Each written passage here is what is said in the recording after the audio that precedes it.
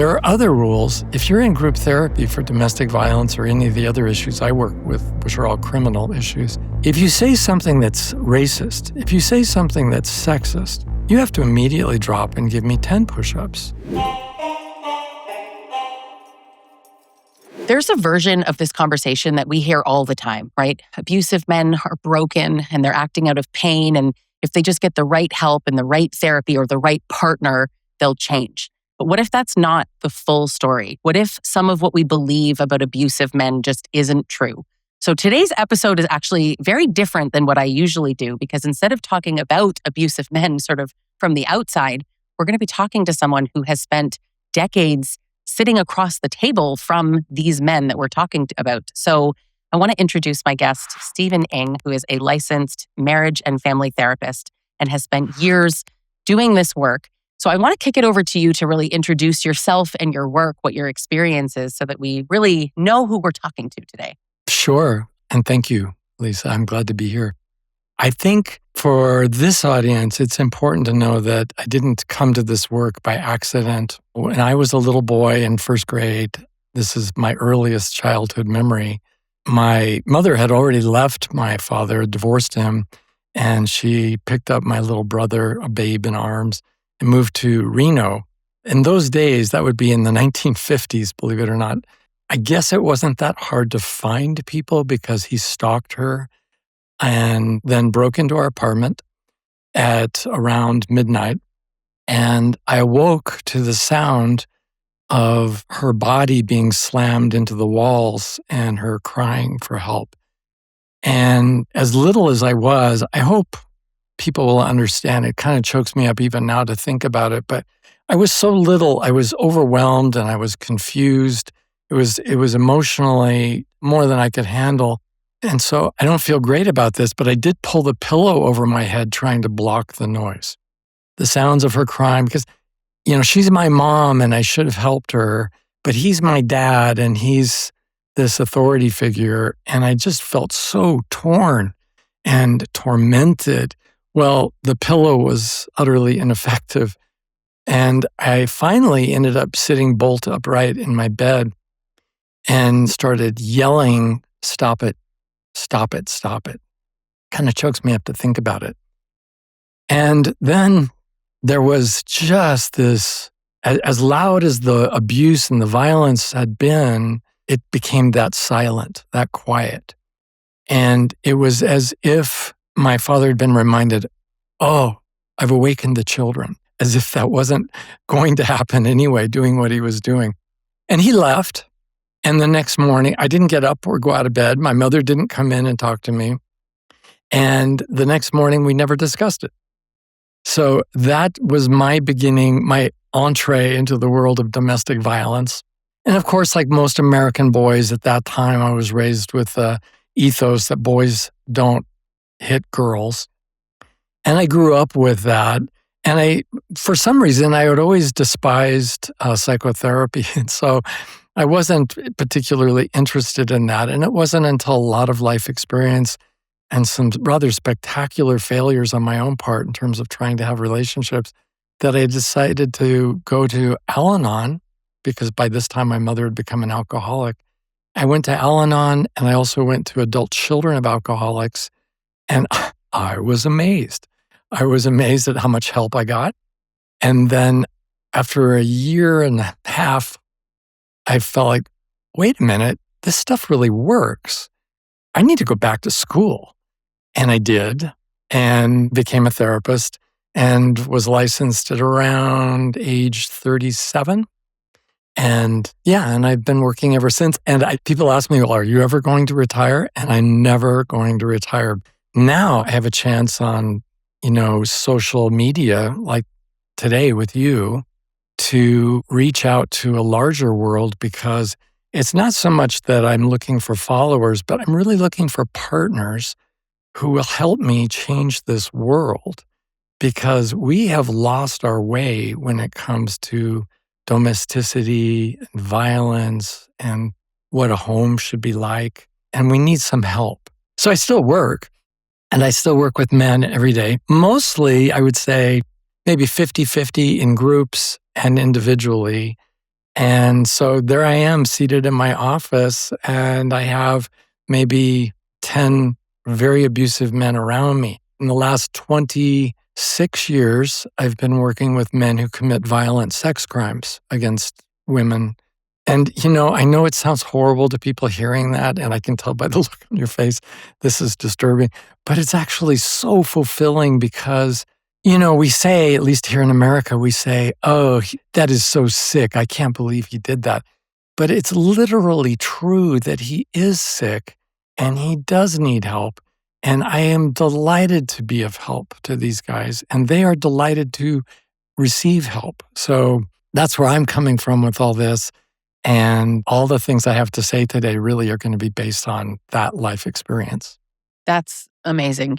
You have said some things that are, when you're talking about your own childhood, I was thinking about my own son who witnessed some horrible things when he was 3 and strangely still remembers despite the young age. But, I don't work with men, both in the capacity of I don't work with perpetrators and I don't tend to work with male victims, though I have worked with some. But the thought of working with perpetrators, I'm like, I could never. But what's interesting is just, I don't know that I have the patience or temperament for that. I'm not sure that I'm the right fit. Having said that, I'm always like, I want there to be some resource. And actually, where do you send these men? Someone that I work with closely, Aisha Grevenberg, says this frequently. And I agree with her in that therapy is not an appropriate place to send an abusive man. But what she means, I'm sure, not to correct this woman, but she means, I think, your average therapist. You can't just send, an abusive man to go do IFS work because that's not the reason he's abusive. So there's different work, not to say that no therapy could work, but just she means generally speaking. But what's your take on that? Oh, man. I'm so glad you said that. Sometimes I have so many things to say, they crowd out all the other things. And then I hear someone, share a prompt like that. And there's such an important thing. And I think every woman listening to this, and every man too, listening to this needs to know what is overwhelmingly contraindicated is referring an abusive relationship to marriage therapy. Because all marriage therapy, no matter what the theory, no matter what the therapist is, it's all designed to bring two people into a place of equality where they can talk comfortably, where they can work on problems without attacking each other. And when you do that, if I could use my hand puppets here for a minute, when you do that, so the abuser is sort of up here on top and, controlling things the best way he thinks he can. And for the therapist to put her up here is experienced by him as a relative loss of power. And that is a problem because if he feels like he's losing it, like he's out of control, he is going to become more controlling. And that is going to cause abuse in the very near future. So it's really important that when there is any sort of domestic violence, that we don't refer to therapy. I hope that message gets out in time to help some people, because I think a lot of marriage therapists naively think they can handle that because, well, they never lived through it. Once you've lived through it, it changes your perspective a lot. It sure does. It can be so much worse and create more violence, more abuse, and even just, the gaslighting that takes place. Like I can certainly recall having been told in my own relationship, you just need to communicate better. Or in fact, it was a male therapist that I will never forget said to me, you need to just be more respectful. And I'm sitting here thinking, this person mistreats me. Now, I didn't have the language of abuse. I was not aware of narcissism, abuse, domestic violence. He hadn't hit me yet. So none of that would have registered with me, but I was being so mistreated. And I walked out of there going, I need to be more respectful. Interesting. And I felt so wronged. And he walked out of there all, see, he knew it was you. Oh my God. Okay, so on my own behalf, I'm just going to apologize to all the listeners because we therapists are the ones who created this theme, or I guess we could update that to a meme now. What we have here is a problem with communication. We have a failure to communicate. And that's nonsense because virtually everybody who comes into my office, they both speak perfectly clear English and they can communicate with anyone else in their life. So it's not a communication problem at all. The other part of this is, living here in Nevada, I have a requirement, like I'm sure every other jurisdiction has a requirement for therapists to have ongoing training. And my training specifies clearly that I need to have yearly training on suicide prevention. And I respect that. I think that's reasonable. But suicide is far less common than domestic violence. And therapists who are doing couples counseling, they're going to encounter abusive couples far more often than they're going to be encountering suicide, but they have no training for it. So to be saying something like what he said to you, it just makes me kind of queasy. I get sick to my stomach because that's so utterly wrong, so utterly unhelpful. Right. Completely And agree. it's time to fire him and immediately go on to look for somebody else. And for those, for all of us, money is an issue, right? And so you can't keep going to appointment after appointment looking, but to at least ask around and if necessary, get the therapist on the phone before you go into an appointment. Yes. And take some responsibility for picking out the therapist on behalf of the person getting the abuse. But like I said, I think I would not recommend that she do couples counseling anyway, because she's not the one with the problem, unless she has a problem that I don't know about. But if she has a problem, she could go to her own counselor and get help for whatever her problem might be. It could be drinking, it could be anything. But he needs to go to, I'm going to be really hardcore about this, but you know how in therapy it makes sense for women who've been sexually assaulted to be counseled by other women? Yes. Yeah, it's like a no-brainer, right? Yes. In the same way, I think gender has a component in the counseling of men who are abusive. And I think it's really important for men to be able to verbally, throw some elbows and establish what is the norm in the office. For example, in my office, it has always been the rule, if you're late to your group therapy, that's okay. You can still come in, but you have to give me 25 push-ups first. And there are other rules. If you're in group therapy for domestic violence or any of the other issues I work with, which are all criminal issues, if you say something that's racist, if you say something that's sexist, you have to immediately drop and give me 10 push-ups for every single one of those infractions. You do this? You can get away with that in a men's group. And when they want to argue with me and say, well, that wasn't racist, I'll be glad to explain. That wasn't sexist. I believe it was, and I will be delighted to explain it to you why as soon as you get up. But that's not right. I said, I understand that you don't agree, but I'm the one with the chalk. I have the whistle. I'm the umpire. Do the push-ups. I don't want to do them. I'm not asking you to want to do them. You have to do them. Well, I'm not doing them then. Then you have to get out of my group. Well, then what? Then you have to go back before the judge and talk to him about why you didn't want to be in group. And I'll be writing him a note saying you preferred to voice sexist comments in group and you didn't want to deal with the consequences.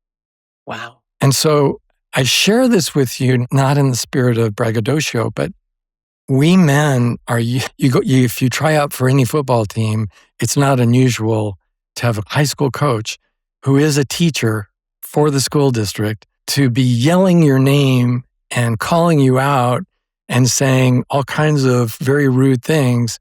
Oh, because he's the coach, he can get away with that. Your math teacher cannot get away with that because that's a mixed co-ed environment. But on a football team, if you made a dumb move, you're going to be told, that was the stupidest thing you could have done. And it's acceptable because at a certain level in male culture, we normalize, not abuse, but we normalize straight talk in the context of love. So it's because I do care about you that I'm calling you out. I've never run women's groups, obviously, and I can't even imagine a women's group doing the same thing. But in the men's group, it's somehow very nurturing. I know that sounds crazy, but it is nurturing.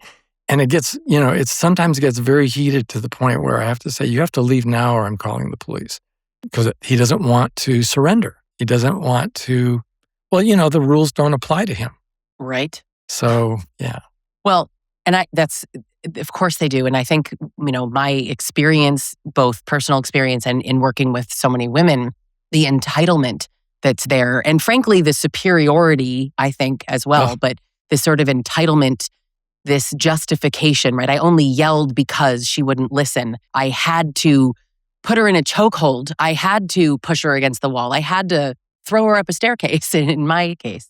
There's always a reason that they seem to have, but I think it comes from this kind of entitled place. And I think even, like they're entitled to make sexist comments in a group there.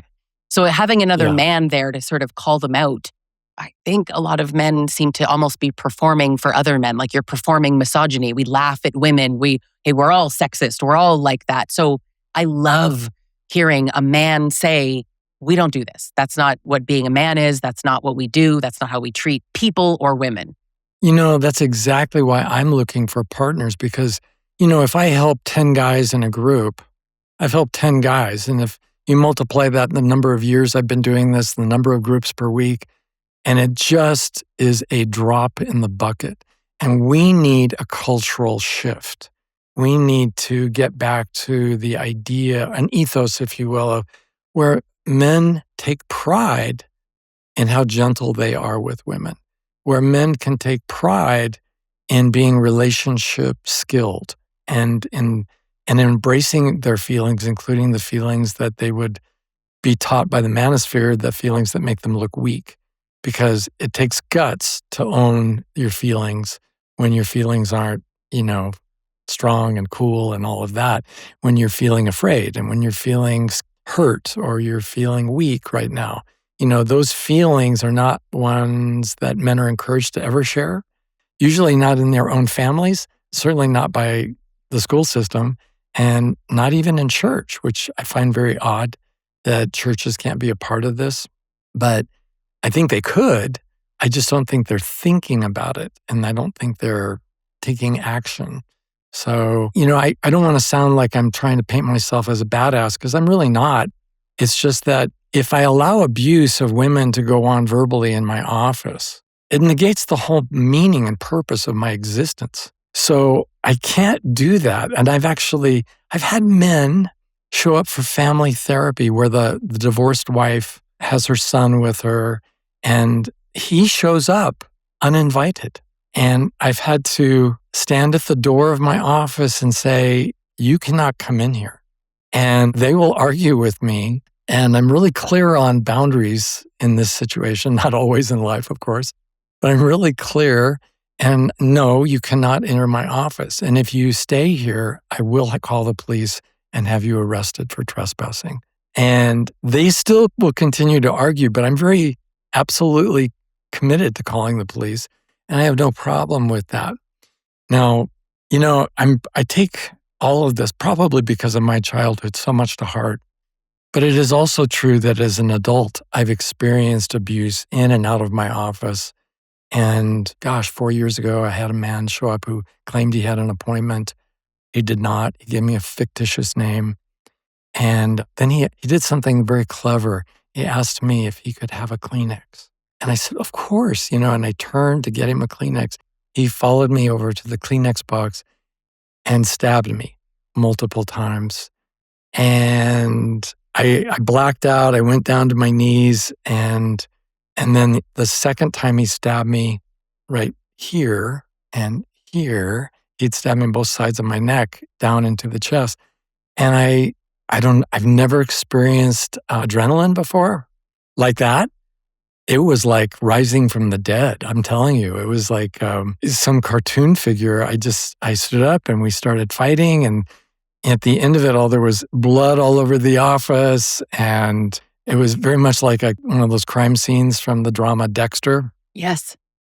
And the thing I came away from with all of this is, who helped me? The very first people, we always talk about first responders and we mean ambulance drivers or police, but the very first responders were the women next door. I was about to say, woman. And the women because I was, I'd watched enough violent movies and my wife, that's what my wife calls them.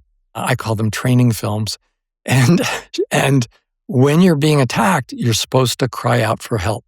And so I was yelling while I was fighting, call 911, call 911, call the police, call the police. And the women next door, after about a minute of that, it seemed like, they said, we've called the police, they're on their way. And very shortly after that, my assailant, after stabbing me a few more times, he walked away. Wow. And my second batch of first responders were the men who had just left my group, the men who were referred for their own abusive behavior.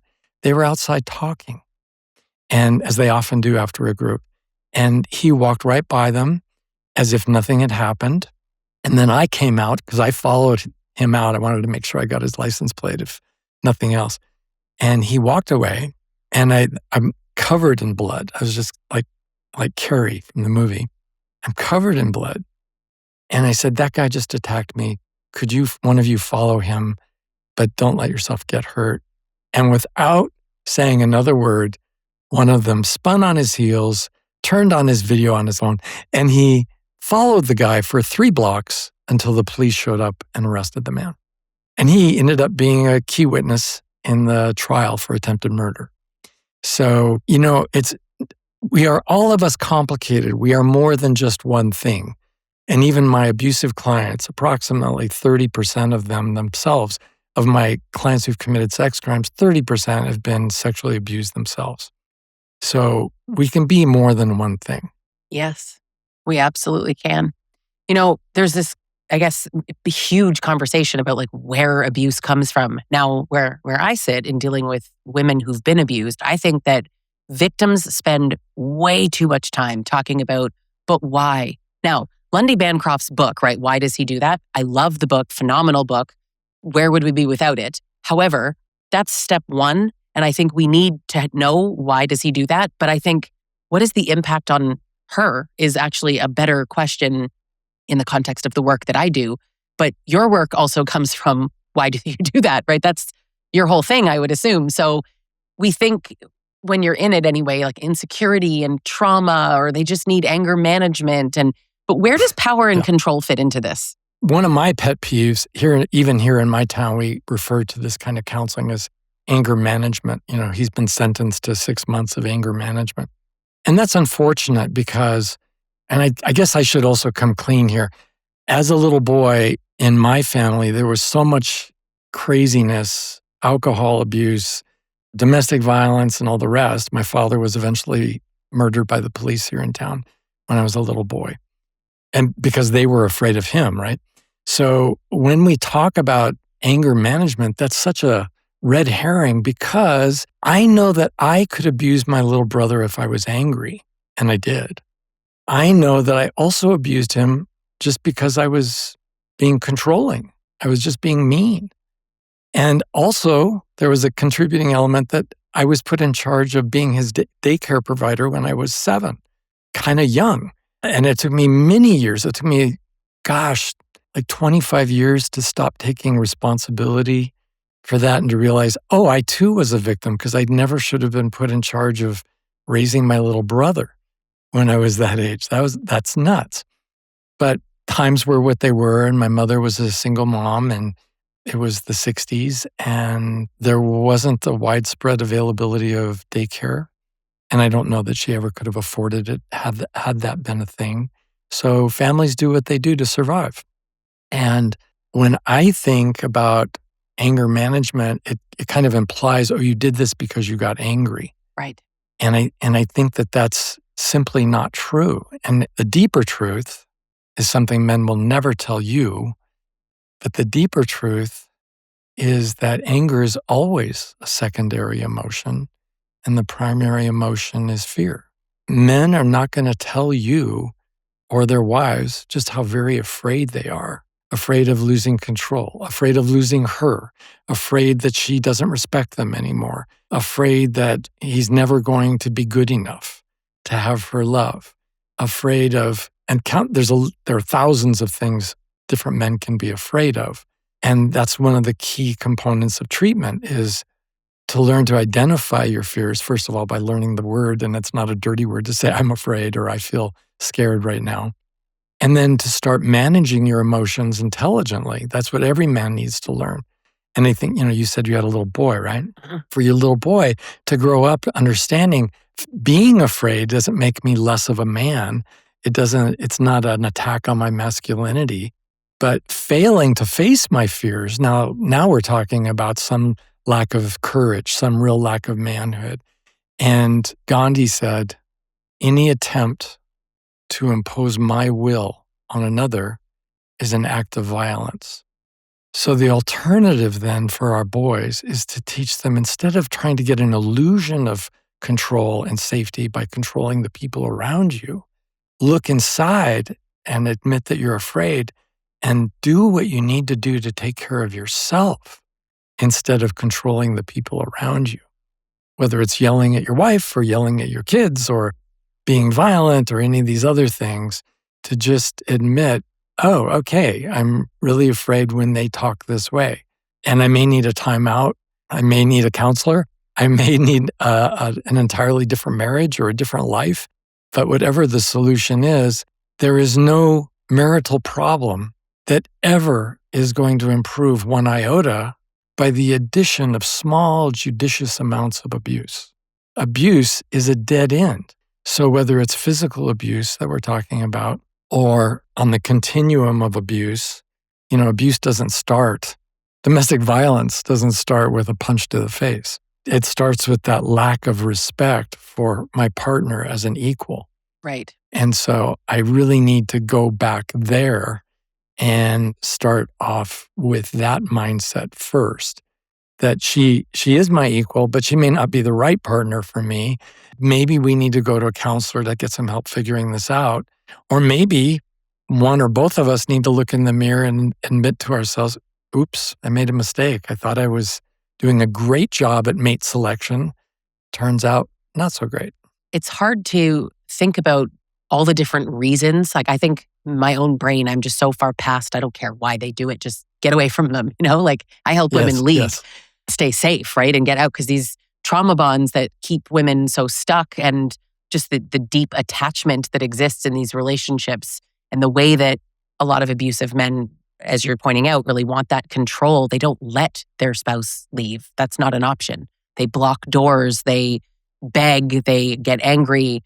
Motivations aside, there's a lot of benefits, I think, to men being abusive. Now, obviously not a benefit to anyone but themselves, but I'm sort of thinking of that article written by Chuck Derry.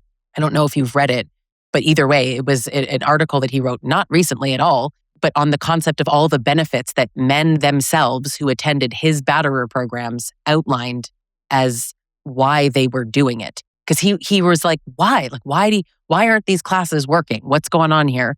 And it was this list that is just an endlessly gross list of reasons to control her, to hurt her, so that she can't leave me, so that I decide where she goes, so that I decide what she does. I can control the kids.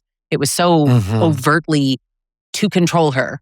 Self-serving. Yeah. I have my own experience with this because I've been working in the trenches with men in this way and talking to them. And there are just a number of dirty little secrets that my male clients typically don't share. They don't share with the police, the criminal justice system. They don't share it even with their own lawyer.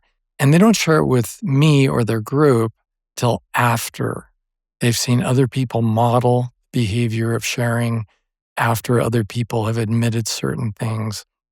And I think we all tend to think, like the example of, well, why does he do this? And we look for causes, and causes as in almost like physics, like if object A strikes object B, then it causes this reaction. Well, I've done lots of lecturing on domestic violence, and I've asked that question, could anybody give me some of the causes of domestic violence? And I'll tell you, I'll get like 30 hands going up, and I'll have 30 answers up on the whiteboard as I go through, and they'll say things like poverty, father's example, drunkenness, and the list goes on. But it's really, all of this is for me a little bit of an exercise in futility, because I explained to my audience, domestic violence is never caused. It is a choice. It is a choice that we make. And that choice that we make is for a variety of reasons. Sometimes, and here's another dirty little secret, my clients often admit when I ask the question, do you think there was anything else you could have done other than what got you arrested? And yeah, well, what could you have done otherwise? And the answer is always, I don't know. They don't know what else to do. And there's a reason for that. We do send our children to school and other training and educational experiences to learn how to read and write and participate in our civilization. But if you think about it, generally speaking, neither church nor school nor most parents teach their children how to have great relationships. We just don't do that. And I think my parents didn't do that with me for one very simple reason. They themselves did not know. I believe my parents, even my crazy abusive dad, I think he loved me, and had he known how to help me have a great life, he would have helped me. Even he. But my mother, for sure, who is the one who ultimately saved my life and who made it possible for me to have a life, my mother would have gladly shared that information, but she didn't know. And that leads to so many other dirty little secrets. I think one of the things, I'm really anxious not just to talk about the abuse. I think we need to talk about abuse, all of us, because that's our species' way of processing the harm, the hurt we've experienced. Is like talking it through. That's how we humans have done it for the last 100,000 years. But when it comes to getting to the other side, okay, now what do I do? Or what do I need to do different? It's not going to be helpful if I speak more respectfully. That's not going to prevent. It didn't prevent it for me, just so we're clear. Actually, I did try to be more respectful, and then he beat me, so didn't work. Oh my God. Yeah. Oh my God. I can laugh now, but it's not funny. Well, it's like Woody Allen, another crazy name. He said, "What is comedy?" He was asked, "Well, how to define comedy?" He said, "It's tragedy plus time." And I think that's so true, that it's laughing at ourselves and laughing at these insane experiences we put ourselves through is part of the healing process. But for my clients, not only are they afraid, which is a big, huge secret that they don't like to admit, but once admitted, they feel so much freer. They don't know what to do. So they're afraid, they don't know what to do, and they really don't know. They don't even have the concept in their head. There's not even a model for an idea that I refer to as an abuse-free relationship based on equality.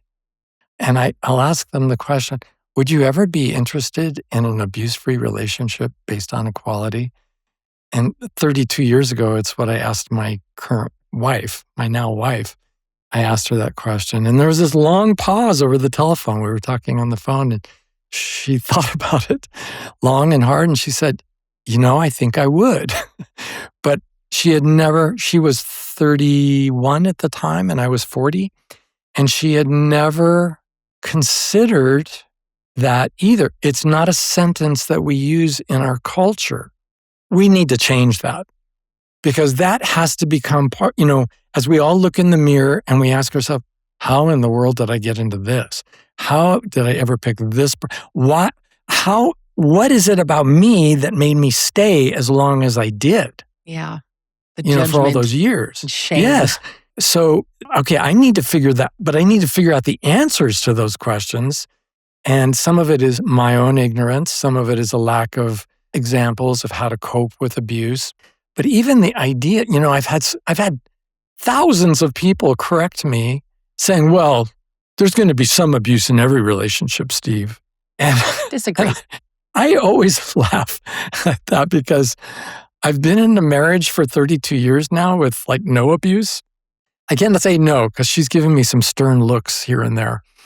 And so there's been a time or two, and I've had to apologize, I think, at least 3 or 4 times about my tone of voice that said in all but words, "You stupid." That's abuse too, right?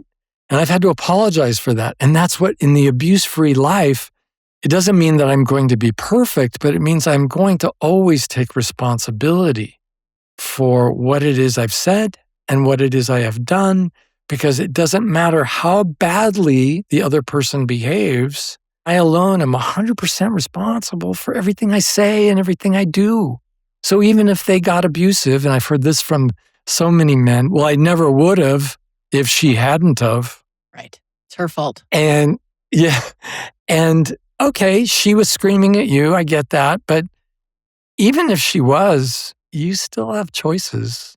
You can become like the thing you are hating in the moment, or you could take a time out and walk around the block, or you could look in the mirror and say, this is not what I signed up for. I want out. This isn't working for me. I say that all the time. Like when women are like, but he said that he only screamed at me because I wasn't listening. And I'm like, okay, so let's take that at face value. He was speaking and you were not listening. And that's a you problem, right? Your communication broke down. You were not using your listening skills. So I can slap my wife across the face. I can scream at my wife, or I can calmly ask to be listened to. And if it becomes a pattern, I can leave. I can break up with her. I can get a divorce. Hitting your wife and screaming at your wife, these are not normal people options. These are crazy people options. Except I know they're not actually crazy. That's, we think, even with, I don't want to go off into a tangent about personality disorders, but a lot of people I know, and I talk about this a lot. We could go on for hours, right? But people think, well, a narcissist can't make different choices. Any human with a heartbeat can make a different choice. This is not that complicated of a problem. But what it is a lack of imagination to consider the idea of all of us living in an abuse-free society. Now, in baseball, I'm not an athlete, but in baseball, when you hit home plate, you're safe. And I think when we come home at the end of the day, we should all feel safe. It should be the one place in our entire existence where we know we are not going to be abused. We're not going to be yelled at. That guy on the freeway who's so mad because we cut him off accidentally, we're not going to be flipping each other off at home. We're not going to be saying vulgar things to each other. We're going to be loving and kind and supportive and all of that. If the goal is to not be an abusive man, I want to be an abuse-free man who doesn't abuse anybody. And I've asked thousands of men over my career, when you were a little boy, did you dream of growing up to become big and strong and abusive? And they all say, no, I didn't want to do that. So it's true then that you've lost your way. Men were wonderful little boys. They were born adorable little babies, and they've grown up and lost their way. Men with problems with abuse in the home have profound intimacy skill deficits. And that's on us as parents. We are supposed to be teaching our children how to do that. But what if we don't know how? Find someone who can help you. Right? Like get it done. It's so important to do this. I know, I have 2 kids, a daughter and a son, 7 and 9. They're different people. I parent them differently, but I'm very hyper aware of my son being raised in the patriarchy and, feeling like, if a girl says no to you, what do you do? Mm-hmm. And how are you, obviously I can't tell them how to feel, but I just mean to take it as a rejection, right? If you say, hey, would you like to go to the movies, or do you want to, can I have your phone number? Obviously not at 9, older, but if she says no, you're not being rejected, and she's just not interested, and that's okay. It doesn't say anything about you. It's just not a good fit. Move on. It's an easy thing. I'm trying to sort of say these things because I see this need in when my clients are describing their partners and my own experience, like this need to you have to do it my way. So they really do want that control. And I don't think that they see that there are other choices. It feels justified, like I said. But when women try to leave these men and they say, no, you can't leave, or they beg or they get angry, when we talk about can they change, perhaps you might see me say no. I'll be one of those people that say no. But what I actually mean, if you want me to give a more fleshed out answer, is it's the wrong question. Can they change? Sure. Most people can change. Will they change? That's where I see a huge lack of interest. What I see are that they don't want to change. They just want to keep you. When they get to you, maybe they want to change, but they don't want to change when they're in the relationship. Well, your perspective is so right on, and of course it's based on your working with the women you've worked with for so long. Men don't show up in my office saying, "I'm just so lost. Can you help me? I need somebody to help me."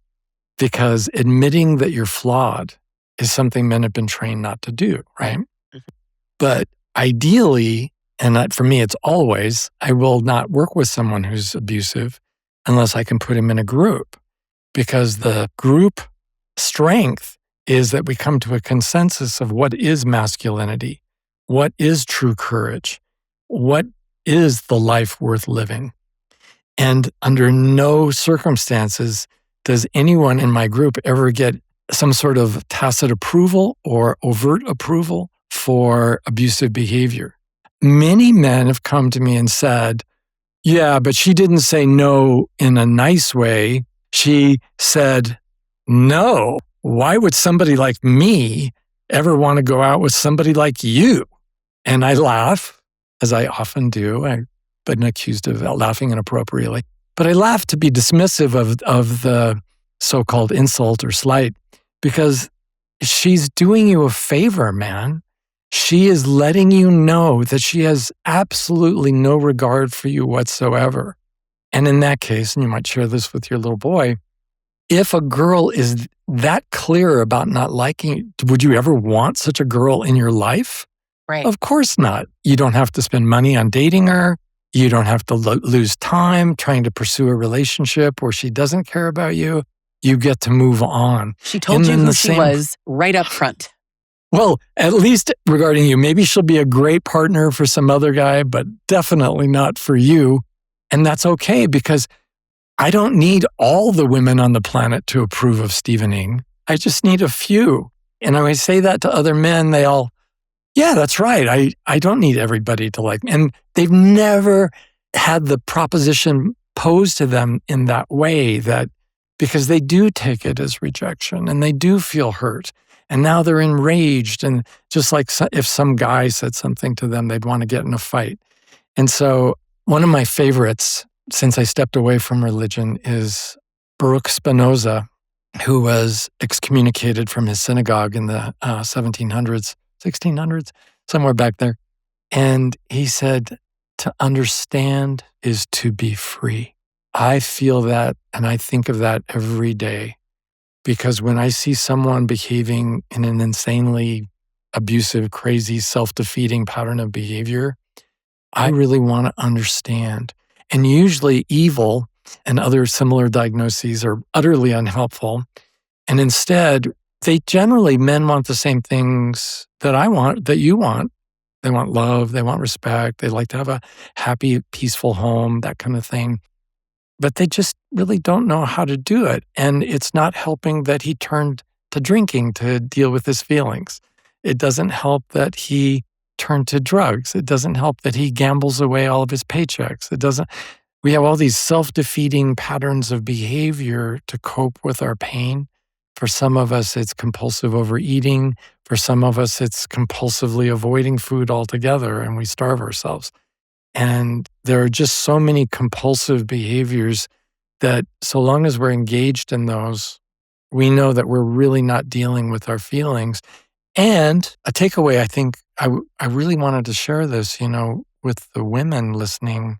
When you're interviewing a new prospect who's applying for a leading role in that epic motion picture called Your Life, you really want to ask them about their past relationships and why they failed or how they failed, what didn't work out, what was good about it, all of that. But at the end, after collecting data, you might even say, oh, so she was abusive. Oh, so you guys were mutually abusive? Or was she the only one who was abusive, or did you yell back and forth at each other? And to start introducing that word abuse, and then to close the sale by asking, would you ever be interested, if you're still interested, that is after the first, second, third date, would you ever be interested in an abuse-free relationship based on equality? And if you get anything but a full-throated, wholehearted yes, then you can enjoy the rest of the date and you can banter, but that is not a prospect for the future. Mhm. And instead of red flagging everybody around us, if he's got this, avoid him. If he's got, we're not trying to look for potholes in the road so we can avoid potholes. We're looking for the good parts of the road so we can get by safely. And in the same way, we just need to look for partners who are capable of being loving. And you know already, because you study personality disorders, 19% of every population in North America has a personality disorder, a diagnosable personality disorder. 19%, 1 out of every 5. That doesn't even include alcoholics, drug addicts. It doesn't include the people who have other serious mental health problems. So about 1 out of every 3 people is really not ready today for a relationship. They're really ready for a therapist. They don't need a girlfriend. They need a counselor. They need a mental health professional to help them out. And it's true of women just as much. Oh, and if they say, oh, yes, I would be interested in a relationship based on equality that was truly abuse-free, then you have to take that for checking. Right. Or Yeah, as vet Ronald that. Reagan said, yes, Many would trust say, of but course, verify. yeah, my own would have said, yeah, absolutely. But no, clearly not. Like abuse-free, yeah, sure, of course, as long as you comply. We're equal as long as you agree with me. Right? Do what I tell you to do. Exactly. Don't step out of line and we're all good. What do you see in terms of the indicators of who is unlikely to change?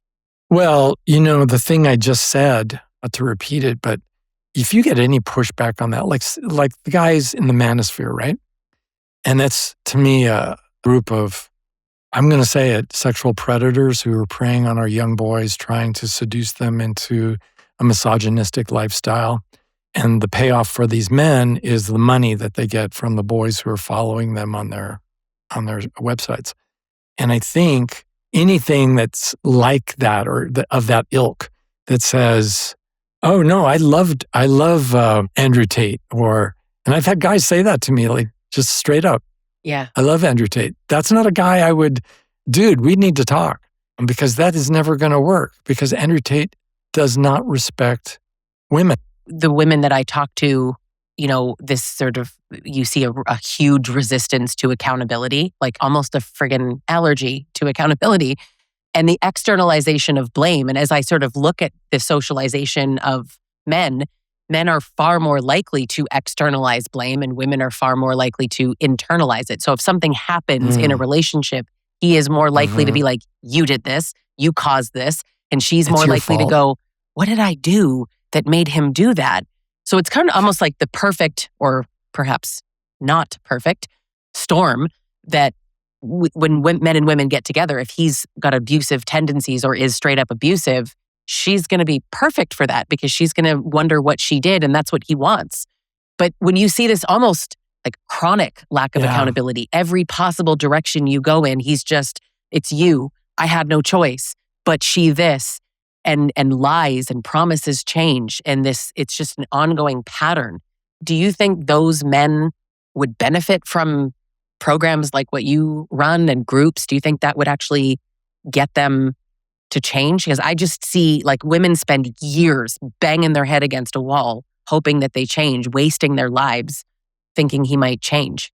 The short answer is yes. And it sounds horribly, I get so cringy at any idea of self-congratulation. But it's really, I think it's about men helping men. And that's why, again, I'm not looking for followers on my social media. I'm looking for partners, because we need to be properly socializing young boys.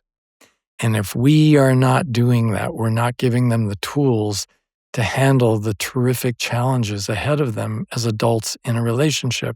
For example, the parent who's a control freak, and I can say that as a recovering control freak, the parent who never lets the child talk, never lets the child talk about his feelings, never lets the child try to reason with the parent about why that restriction isn't really fair and doesn't make sense.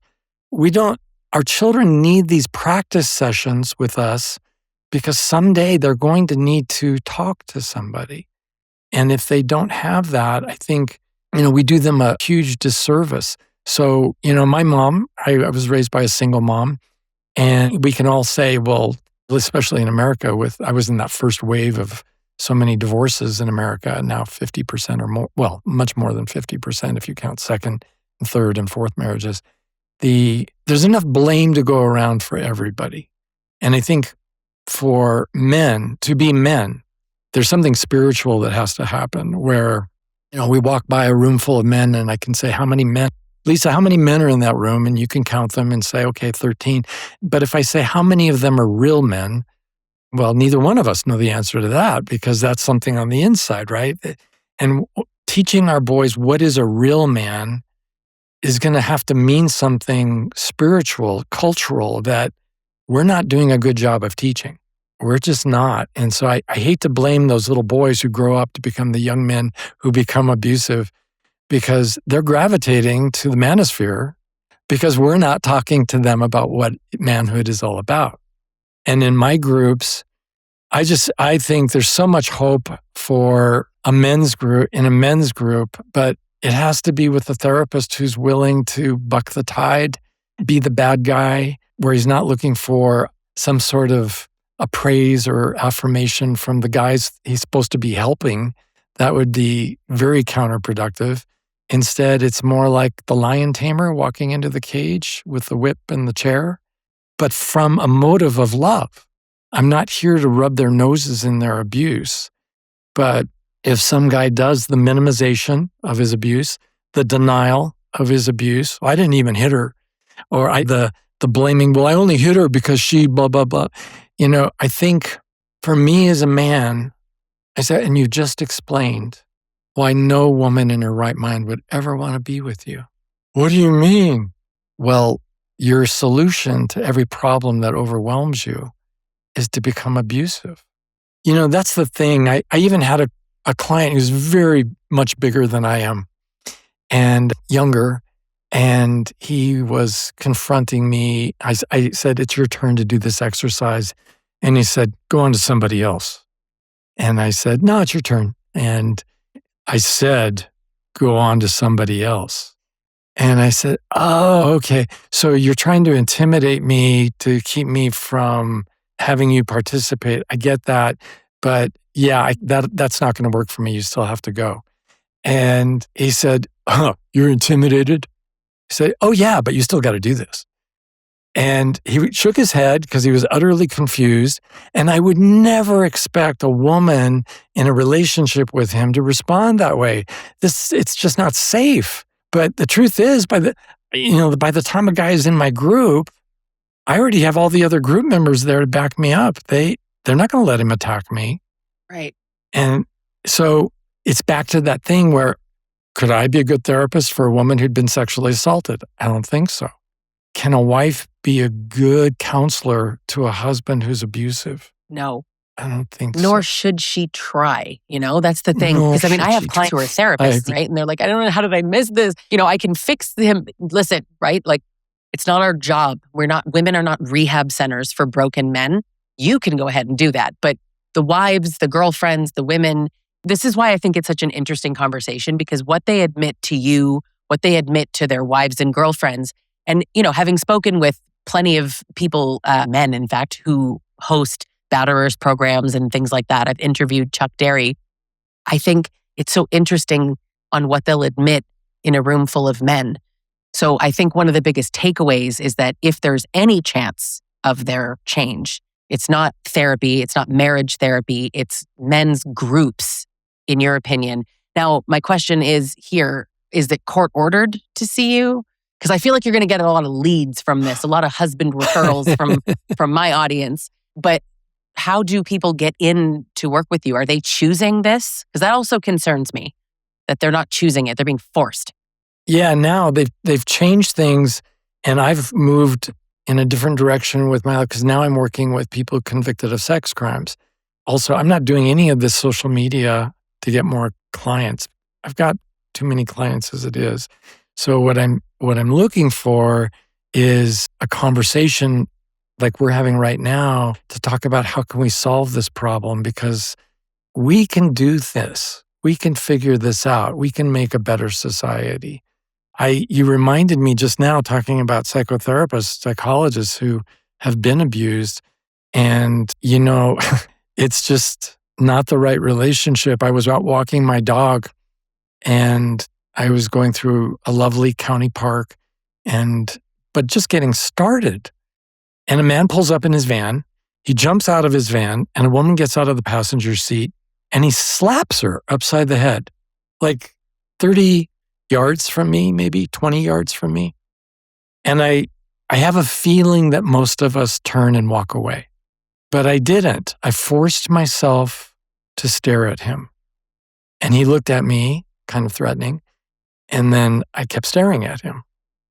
And then he told her to get in the car, and he got in the other side and drove away. And while I was good Boy Scout that I am, I was writing his license plate number down in the dirt with a stick. And at just that moment, a park ranger came by and I flagged him down. I said, please call 911. He did. And the guy was arrested within like 15 minutes and put in jail. And the court case unfolded and I was a witness and all that. And it worked out fine. He was, he didn't plead guilty till the very last second. He waited until I showed up in court before he changed his plea from not guilty to guilty. But it was a month later that I got a letter in the mail from his girlfriend, who was a PhD psychologist, and thanking me and talking about how confused she was and how much she had to process. Because when I go to my office and I meet with you or someone else for a 50-minute session, I'm on for a whole 50 minutes. We're not really relating as two friends or certainly not as two romantic partners. And it's a different relationship. At the end of a shift, I've worked in mental hospitals, and at the end of the shift goes home and the next shift comes in and we tag team our patients. Because you can't live with a person you perceive as being a patient. It's overwhelming. It's just too much. This work takes so much out of all of us. So that, and it's, and I can say this to you, and I already know you'll agree, whether we talk about it or not, we too become traumatized because we can't do our work without empathy. And we hear story after story after story.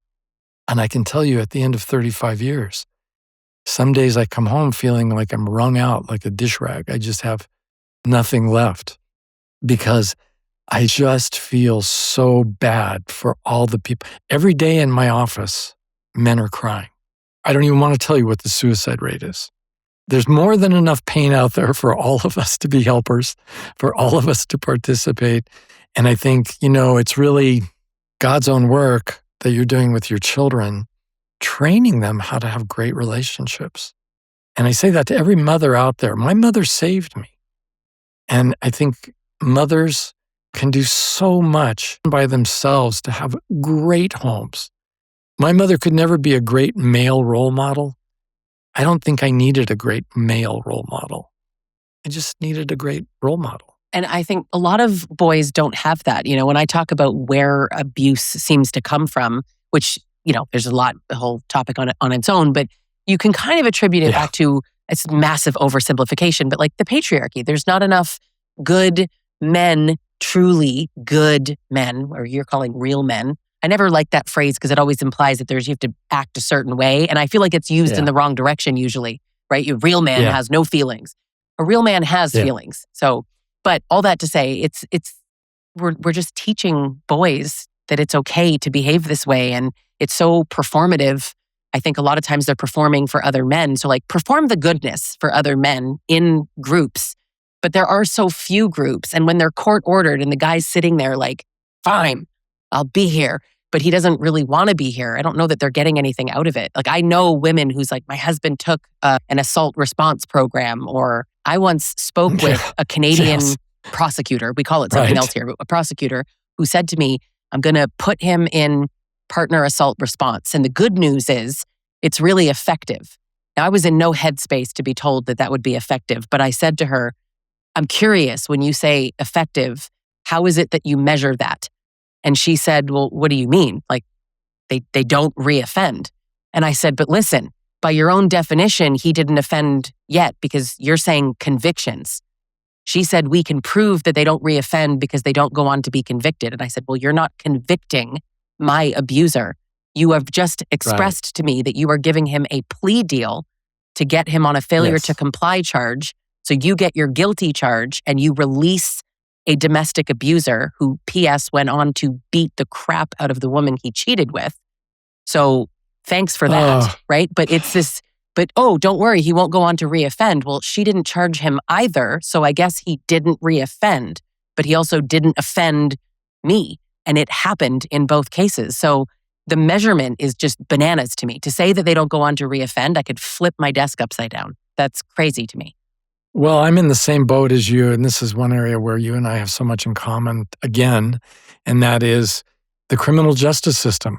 Oh my God, it's just like so utterly unhelpful sometimes, and so very much part of the problem. In fact, I think for a lot of families, the cure is worse than the disease.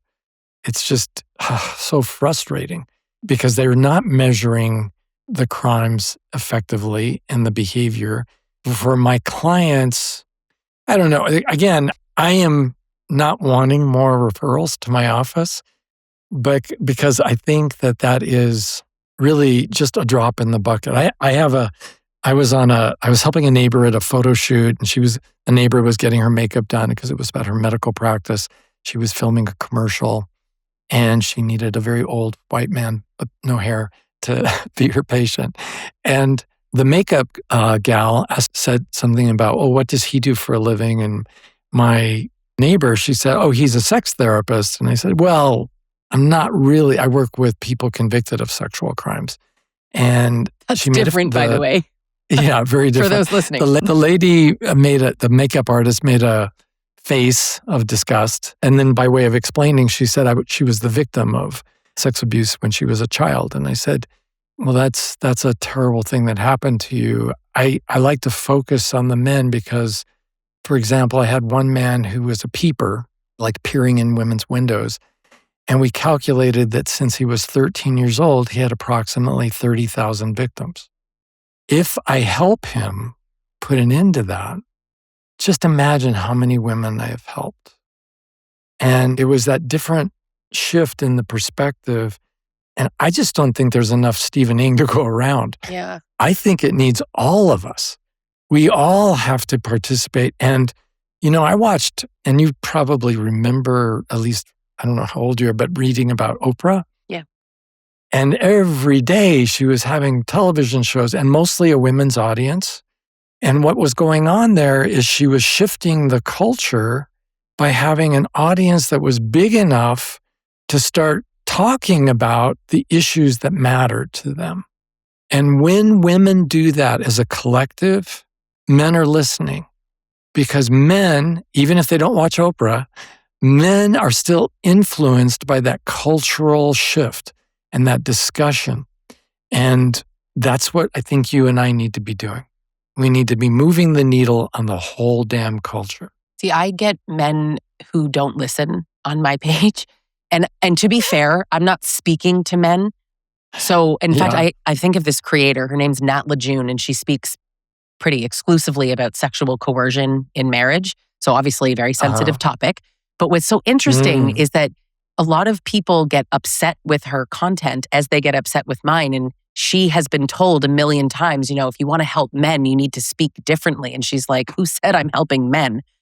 She has changed her content a bit, but I still feel that. Like, I'm not here trying to convince men to not abuse their wives. In fairness, my work is in getting women to leave these men.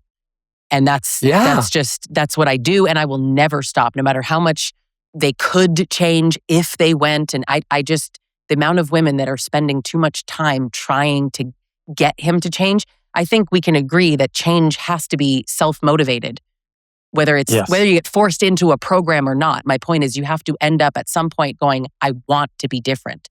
And what my clients are seeing are men saying, I'm never going to be different, even if they are claiming to be. But what I'm saying is their behavior, their action is, I am never going to be different.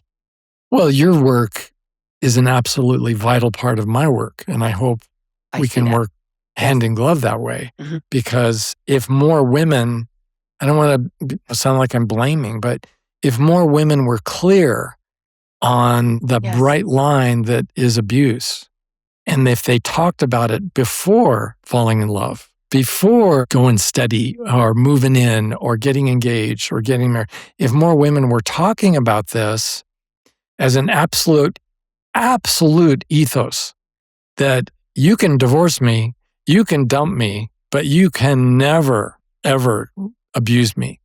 That will never be okay. And if you think I'm abusing you, I want you to talk about it with me. I want there to be an exchange of conversation here about our feelings and what's going on. Yeah. And I think if we're not successful in that, again, you'll see thousands of what they call man years, this is woman years, spent in horrible relationships, being miserable.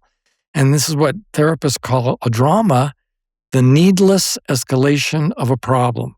The problem is, how could I have a happy life? Okay, well, that's a legit problem. Let's solve that. Oh, but you married somebody without finding out if they can argue fairly, if they can fight fairly with you? Because if a man can't fight fairly, that means eventually he's going to start fighting unfairly. And that's abuse. So yeah, we can qualify people. Slow. I know. And I know what you mean. I promise you there's going to be a comment that says like, hey, he's blaming victims. But I want people to understand we are responsible for ourselves. We are not responsible for the abuse that someone else inflicts on us because as we said, abuse is a choice. That's not what either of us are saying. But if more women learn what abuse is, learn what the signs are, learn to not move too quickly, learn what love bombing is. I know it's a pop culture term, but when you're being idealized by someone who is lying to you, liars can lie for a long time, don't get me wrong, but and they can lie very convincingly and it could be 3-4 years, but they're not perfect. Very charmingly. They are, right? I mean, most abusive men are not actually what we think of as the stereotype. They're the nice, convincing guy. Right. But there are moments where you're like, in hindsight, knowing what you know now, you can look back with hindsight. I get that we didn't know then, but that's part of my, preventative measures is teaching women what that looks like, how to trust that feeling of discomfort in your body so that you're kind of like, that is kind of a red flag. I don't know. And then you might walk away earlier. So it's not your fault. It's, it's not any victim's fault, gender aside, but there are things we can do to kind of slow things down and protect ourselves by knowing more. I'm responsible for the romantic choices I make. So like the woman who came into my office and she was an older woman who'd been married, I'm not exaggerating, 7 times. And I said, well, what seems to be the problem? All the men out there are such alcoholics. And I said, really? And she explained that every one of her husbands had a drinking problem. And I said, well, I don't have a drinking problem, so I know it's not all men. And I know lots of men, like my friends, they don't have a drinking problem. Or any of them single? And she wanted to know, well, where was she meeting men? I asked her. Well, she was meeting them at bars and nightclubs. And, well, you might want to look elsewhere. Well, what would I do? I said, well, you would develop a life worth living by doing the things you want to do with your life. Maybe you want to take a dance class. Maybe you want to go back to school. Maybe you'd like to study yoga for a while. I don't know what you'd like to do because we all have different tastes. But if you hang out in bars, you're going to meet men who are really pretty into drinking. And that's just the way of it. She fired me, I think, after that first session because she didn't want to hear that. And that's okay. I wish her the best. But at some point, we all have to, again, take responsibility. As James Baldwin said, we still have responsibility for what it is we're doing with our lives. And I'm not saying that to blame anybody. I think everyone out there who hit a woman, he's responsible for hitting a woman or yelling at a woman. I know a lot of times we talk, at least here in the States, we talk about zero tolerance for different things.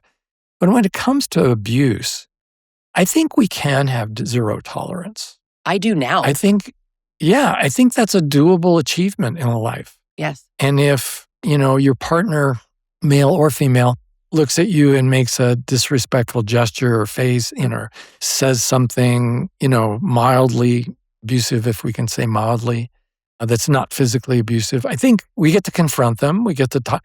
Hey, you said you wanted an abuse-free relationship. Did you change your mind? And then have a discussion about that. Because I would much rather terminate the relationship there over someone not willing to take responsibility for an unkind insult than wait years to find out, no, that was just the tip of the iceberg. It gets a lot worse than that.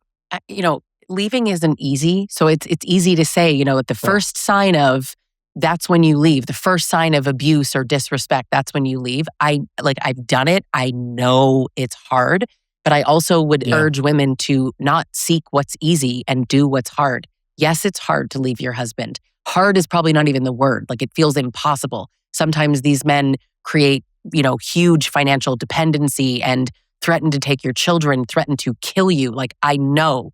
I actually have been through all of that. So I really know. But we need to take the responsibility of just finding a way. Is it a long-term strategic plan that takes you 3 years to get out? Fine. But we need to get out of these relationships. And then more importantly, after the fact, become a person, if you weren't already, who has a zero tolerance policy. I am a woman now. I know this is a little sarcastic, but I wish a man would yell at me. I wish you would. See what happens. I will lose my mind. There is nobody in a relationship with me going to raise his voice to me. Get out of my face. Absolutely not. It's over immediately. Yeah. Done. Yeah. I completely agree with that. And I think it needs to go both ways where, because part of leading an abuse-free life, it's, as they say in the movies, a two-pronged process. I have to terminate all of my abuse, and I have to refuse to accept the abuse of others. But if I do the one but not the other, I'm still leading an abusive life.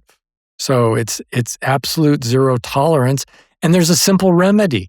If I'm human enough to make an impulsive statement that I should not have made and I can't put those words back in my mouth, I need to apologize to my partner. I need to do what I can do to make it right. And and it has to be sincere. It can't be one of those, sorry.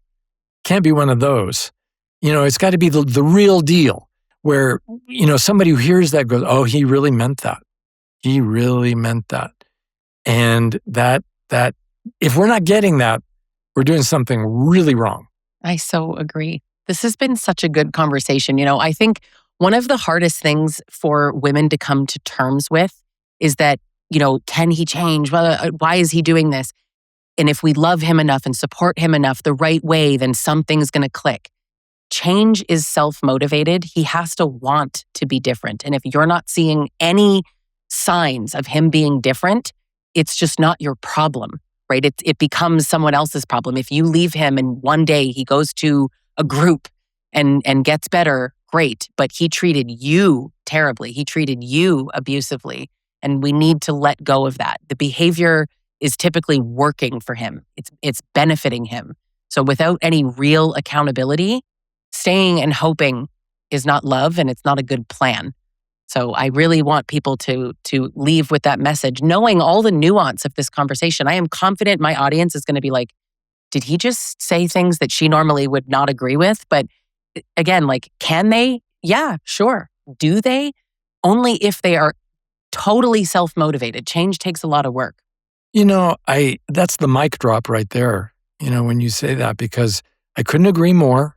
It's absolutely true. And it's nuanced. There's a little bit more than just one issue. And part of this, I think we all need to have this standard of no abuse. I mean, the guy may drive by me and flip me off because he thinks I cut him off. I don't need to chase him down and make that right, with him. He's a stranger. But in my intimate relationships, this zero tolerance for abusive behavior is the only possible way. And it starts with our children. You have a 7 and a 9-year-old at home. Are they ever abusive with each other? I would bet dollars to donuts. Listen. Yes. Yeah. Of course. Yeah. But that word abuse is so powerful, but so helpful to be able to say to your son or your daughter, you know what? Our home is an abuse-free place. And that kind of behavior is abusive. We don't do that with each other. And to start teaching them, it'll only take a couple hundred times for you to say that before it finally gets in. But I can guarantee you, by the time they're dating, they will have it really clearly in their head. And it makes a huge difference. It makes a huge difference.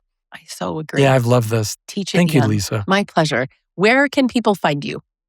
Well, everything is under Stephen Ng MFT, so marriage family therapist. So Instagram, TikTok, my website, stephening.com, has all the links to everything, Psychology Today articles, books I've written, that kind of thing. But I just want to thank you again for the work you do. Thank you. I'm glad someone out there is doing the work that you do. So we're a good pair. But yeah, Okay. Thank you so much for being here. My pleasure.